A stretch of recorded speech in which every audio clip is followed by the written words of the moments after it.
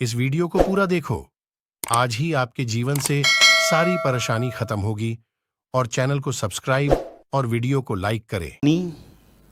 और अंधकार और कुछ नहीं दिखता होगा उसको, लेकिन जिस दिन जब वो मां के पेट से बाहर आया होगा, आपको पता है वो दुनिया उसे फिर कभी नहीं दिखाई होगी। अब वो एक नई दुनिया में आ गया, सब रोशनी। ये होता है नया जन्म।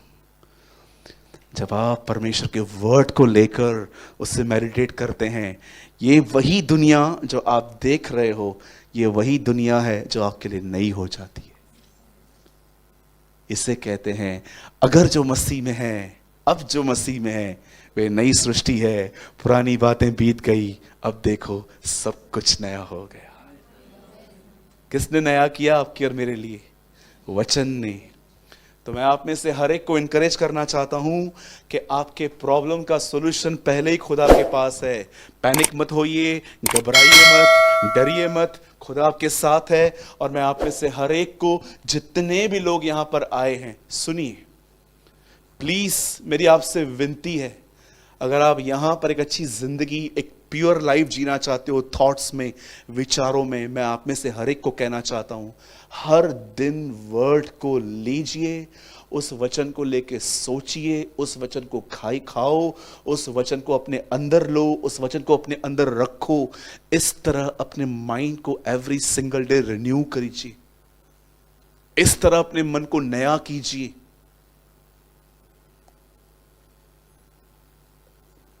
मैं जहां पर अपने ऑफिस में बैठता हूं, वहां पर एक वचन लिखा हुआ है। मैं हर दिन जब मैं मॉर्निंग में आता हूं तो मैं अपने टेबल पे वो वर्ड को पढ़ता हूं। उसमें लिखा है, प्रति बोर परमेश्वर का अनुग्रह नया होता है। और मैं जब भी मॉर्निंग में अपने टेबल पे आता हूं, पहले मैं वो वर्ड पढ़ता हूं।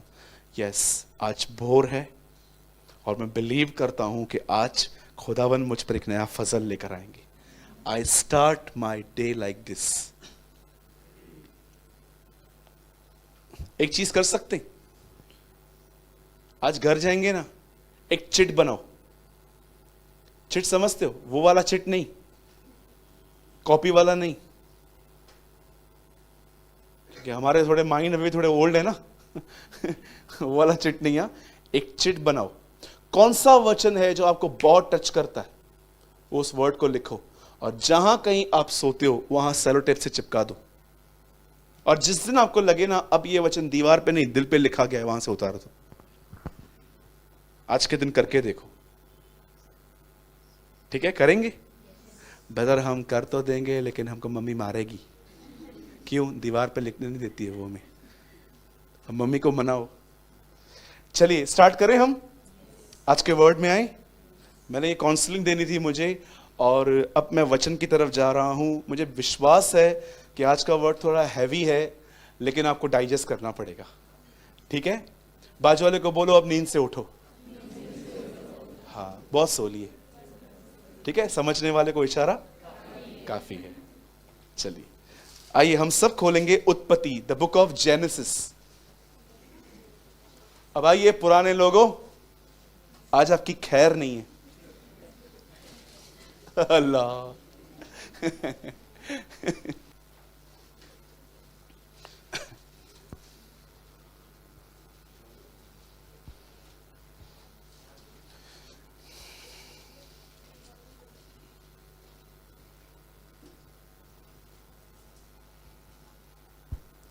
आज का वर्ड स्पेशली पुराने लोगों के लिए है, लेकिन ऐसा नहीं है, नए लोगों के लिए भी है।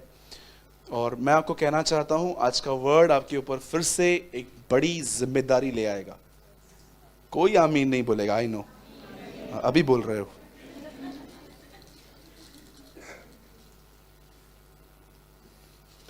मेरे साथ खोलिए उत्पत्ति का दूसरा अध्याय। ब्रदर थोड़ा कम कीजिए, देखिए कैसे हो रहा है।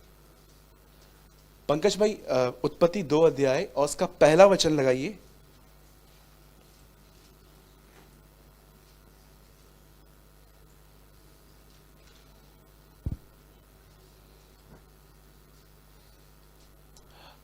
एक चीज़ है, हम पूछना चाहते थे पीछे वालों से। हमने प्रोजेक्टर चेंज किया है अभी। बहुत सारे लोग कंप्लेन कर रहे थे कि पीछे से कि हमें दिखाई नहीं देता। अब दिख रहा है आपको? जो पुरानी बहनें बैठी हैं, सिस्टर मनीषा, दिख रहा है पक्का? ठीक है। ये एक्चुअली और बड़ा है, हमको उसको भी चेंज करना पड़ेगा। ठीक है, हम करेंगे। आइए, सबने ओपन किया जेनेसिस। इंग्लिश में जेनेसिस, इन हिंदी कॉल उत्पत्ति, और कोई उर्दू पढ़ता है यहां? पैदाइश। आइए मैं पढ़ रहा हूं। इस तरह आकाश और पृथ्वी और उसकी सारी सेना का बनाना समाप्त हो गया। टू टू टू, दो का दो।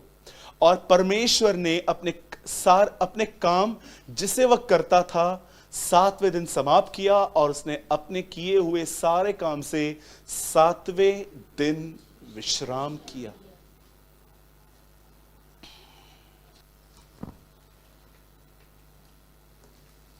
आइए, मैं चाहता हूं आप सब ध्यान दें।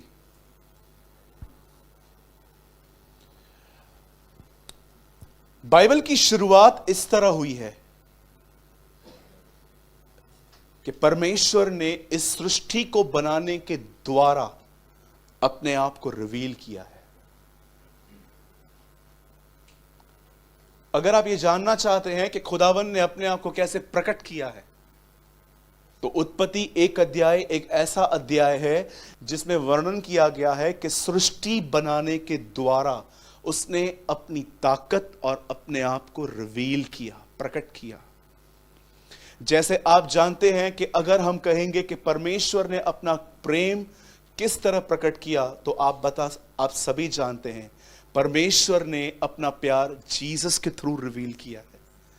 पर मैं आपको बताना चाहता हूं, सबसे पहले परमेश्वर ने अगर अपने आप को रिवील किया है तो वो है दुनिया बनाने के द्वारा। God reveal himself through his creation. और उसके बाद ऐसा लिखा गया है कि सबसे पहले पृथ्वी पर पवित्र आत्मा मंडरा रहा था, और ऐसा लिखा है कि परमेश्वर ने पहली चीज कही, let there be a light, आओ ज्योति बनाएं, और ज्योति हो गई। ठीक है।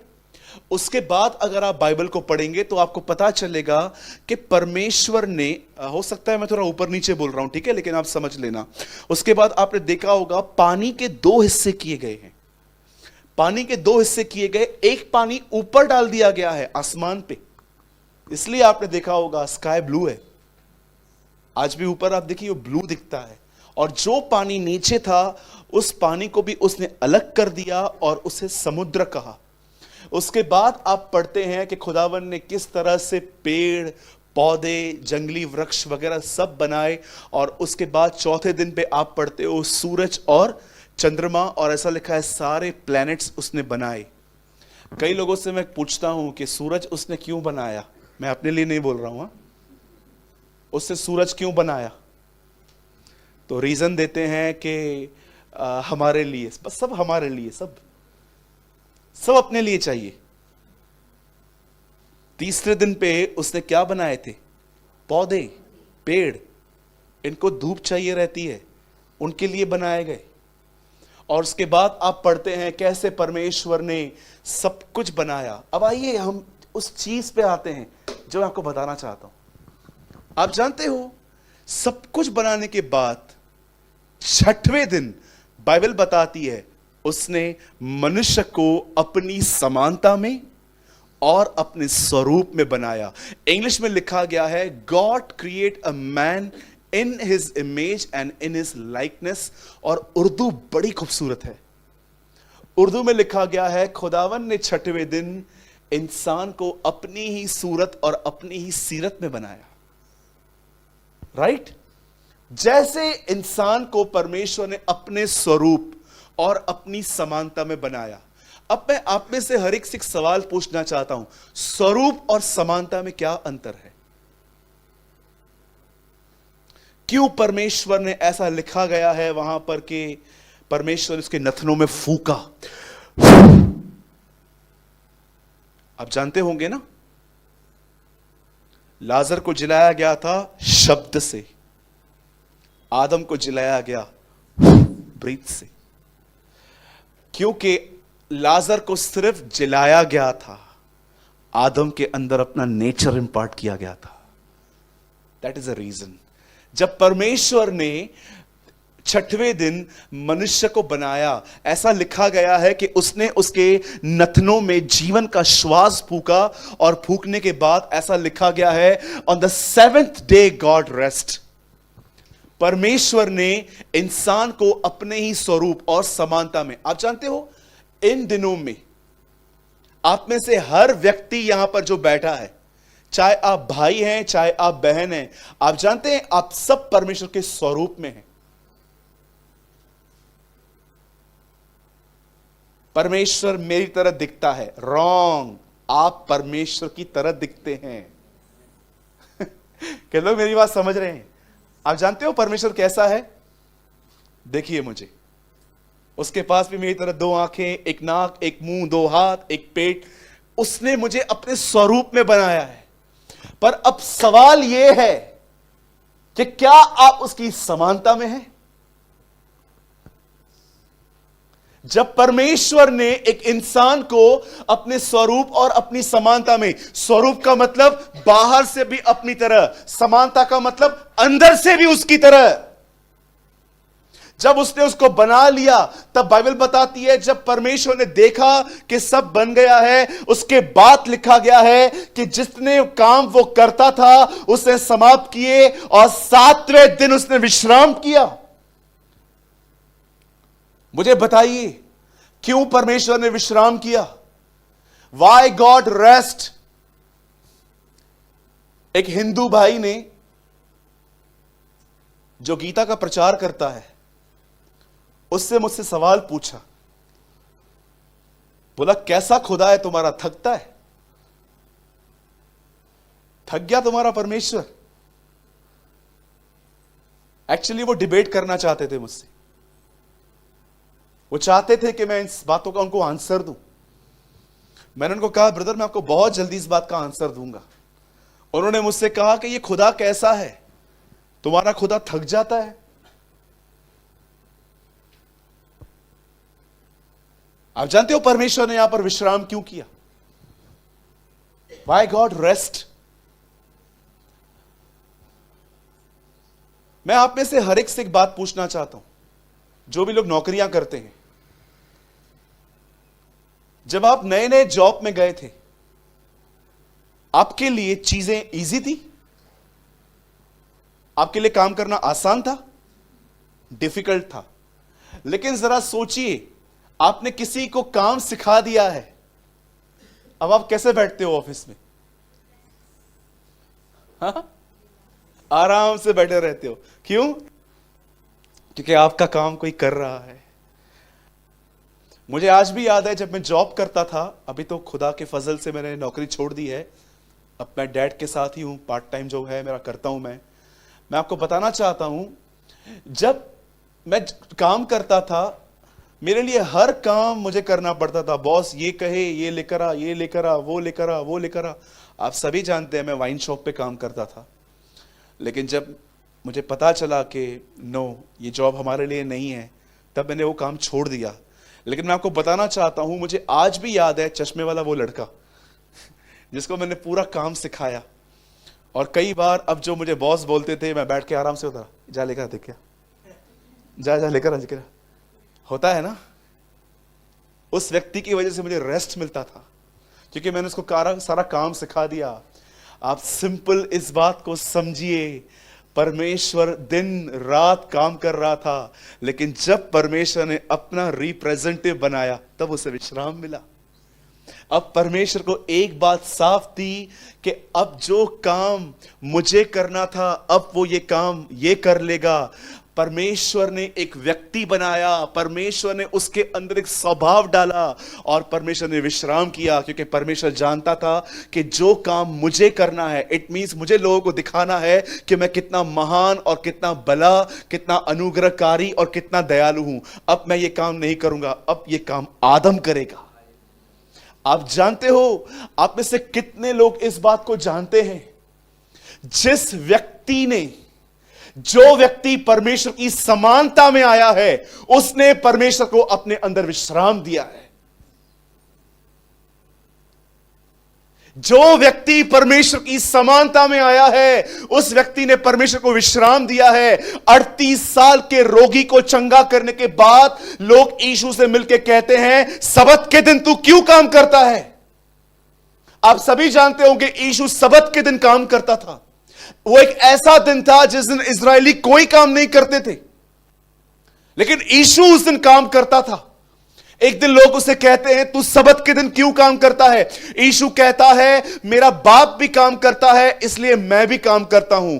मैंने अपनी बाइबल में ब्रैकेट में ऐसा लिख दिया है, यहां पर मैं आपको पढ़ के सुनाता हूं।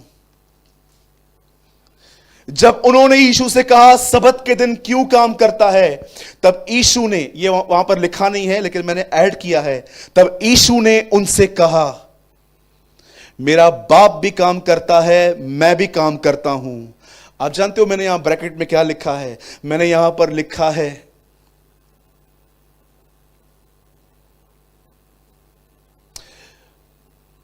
जब से आदम पाप में गिरा है, मेरे बाप को कभी आराम नहीं मिला है। आप जानते हो जब से इंसान गुनाह में गिरा है, खुदा को कभी आराम नहीं मिला है। वो वापस वो काम कर रहा है। कौन सा काम? मनुष्य को अपनी समानता में लेके आने का, ताकि एक दिन ऐसा आए कि मनुष्य उसकी समानता में बन जाए और परमेश्वर वापस विश्राम करे। मेरे भाइयों, मेरी बहनों, मैं आप में से हर एक से एक सवाल पूछना चाहता हूं। कितने व्यस्त होते हैं आप? सारा दिन काम करते हैं बच्चों के लिए, अपने लिए, क्योंकि आपको बहुत सारे बिल्स पे करने हैं वगैरह वगैरह। पर मैं आपको पूछना चाहता हूं, इतनी बिजी लाइफ में आप में से कितने लोग हैं जो इस लक्ष्य के साथ जीते हैं कि मुझे परमेश्वर की समानता में आना है? क्योंकि जिस दिन मैं परमेश्वर की समानता में आ गया, मैं उसकी तरफ बन गया, वह दिन होगा जब वो मुझ में विश्राम पाएगा।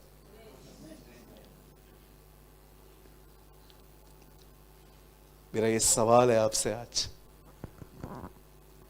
मुझे ये पता है कोई व्यक्ति परमेश्वर की समानता में एक दिन में नहीं आता, पर मैं आप सबसे पूछना चाहता हूं, पर क्या आपने शुरुआत की है? क्या आपने स्टार्टिंग की है?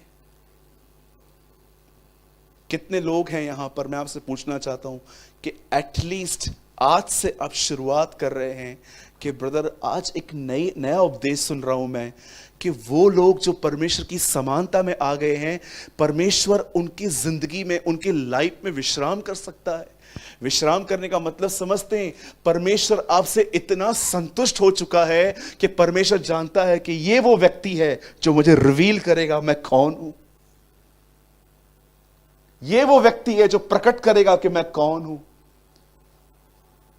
आप जानते हो Kathryn Kuhlman, D.L. Moody, Smith Wigglesworth, John Wesley, Charles Finney, William Carey, Martin Luther, Chronicle Brothers, Ravenhill, ये सारे जो लोग थे जिन्होंने अपने समय में नेशन शेक की, लोग इनके मिनिस्ट्री के द्वारा ब्लेस्ड हुए, आनंदित हुए, आशीष पाई इन्होंने।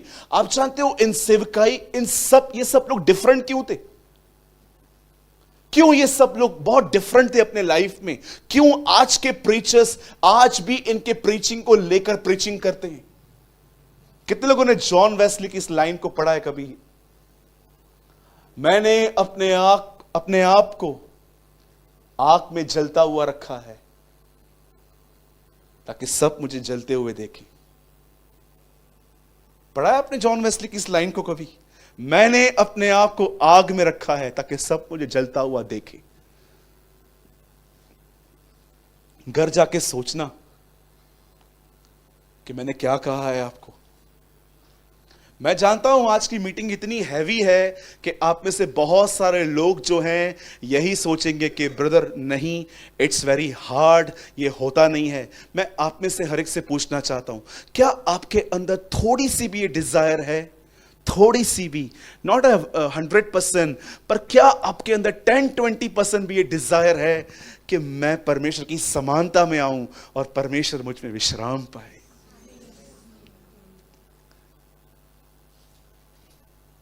मेरे भाइयों, मेरी बहनों, पास्टर और प्रचारक बात में बनिए, पर पहले अपने जीवन में ये लक्ष्य रखिए। और अगर आप में से कोई भी यहां पर एक ऐसा व्यक्ति है जो ये महसूस कर रहा है कि ब्रदर यस, आप मुझे समझाइए, मुझे परमेश्वर की समानता में आना चाहता हूं, मैं आना चाहता हूं उसकी समानता में, तो मैं बंद करने से पहले एक आखिरी लाइन आपको कहना चाहता हूं। आप परमेश्वर की समानता में आना चाहते हैं? कितने लोग आना चाहते हैं? Come on, lift your hand.